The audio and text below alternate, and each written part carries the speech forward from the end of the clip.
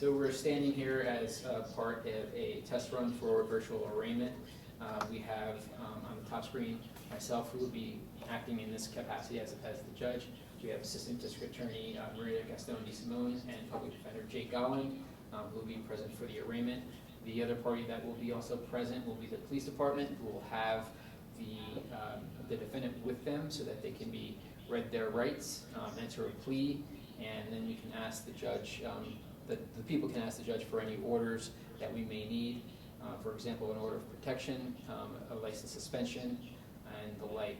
We're also going to be asking for an order directing the Commissioner of Health to provide us with the status of the defendant in light of the coronavirus. The court will make those decisions, will determine if it's a qualifying offense, and determine if bail is necessary. Well, as an assistant district attorney that has been doing arraignments down in court, this process is going to make it a lot easier. First of all, scheduling wise, it's going to be one phone call and then everybody else can get on board through Skype. And no one is going to get exposed to anything. The defendant stays where he is, the DA stays where they are, the public defender stays where they are. So I think it's going to make the process extremely safe and quicker. I've been at the Rockland County District Attorney's Office for approximately 17 years. I'm a supervising assistant district attorney in the Narcotics Bureau. With your experience, you feel totally comfortable with this process? Absolutely. I think this is a great process. I think it's what we need to do right now. Your feedback on this, and how this makes your well, it certainly makes it easier during this emergency because we can do this right from the public defender's office or even our own offices without having to go to a courtroom or the jail. Use Skype for our video conferencing. There are a number of different other tools, but this has been the tool that we've decided to use.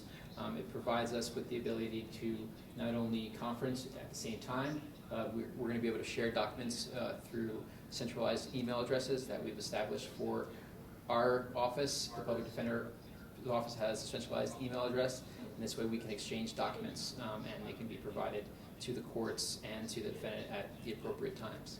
The administrative judge has also directed us to use Skype.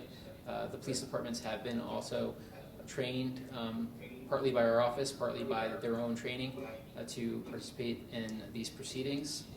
And I think we're ready to go. Can you talk a little bit about the technology behind this and how how it works and how everyone gets logged in? Sure. In order for this to work, the chief court clerk has the main account that's coordinating the arraignment. When they decide or determine that they need to hold an arraignment, if it's an essential arraignment, where either an order of protection or a license suspension needs to occur, or if it's a qualifying offense, they will send a notice to the public defender, the public defender, and the police department. When we receive that notice, we'll be given a time and a place where we can go and meet. Well, not a place, but a time where we can log in and meet virtually to conduct the arraignment. This provides a safer environment in light of the coronavirus, where there won't necessarily need to be any contact between people. And the session will be started by the chief court clerk. He will log the judge in, and we will log in with their invitation. And when do you plan to roll this out? When is it first going to be applicable? This becomes live Monday, April 6th. And has this ever been used before, or hurricanes or any natural disasters, or this is kind of a first? So my understanding is that the city is currently doing virtual arraignments. New York City is currently doing virtual arraignments. There are some jurisdictions upstate who have tried to do it. I don't know how successful they've been, but this is a first for Rockland County. It's important that the people understand that the criminal justice system is still working on their behalf during these difficult times.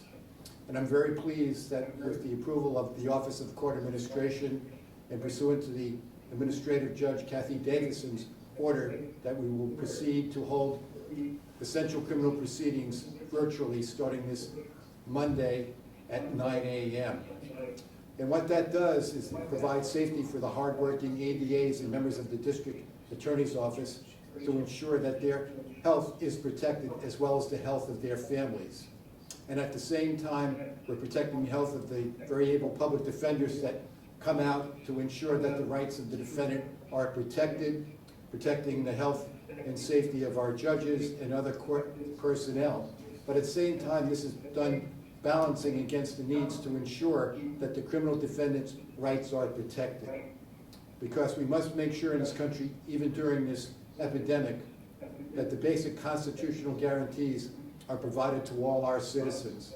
And we believe that the virtual courts, where a judge does see the defendant, does hear from defense counsel, as well as the people, will guarantee that those rights are protected.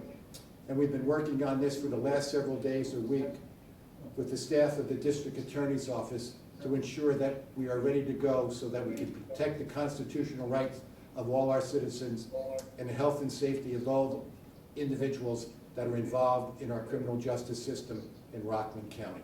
This provides a safer means even for law enforcement to do the arraignments because they don't have to transport the prisoner back and forth from court. And it also protects the prisoner because they're not going to interact with any other individuals who may be potentially exposed.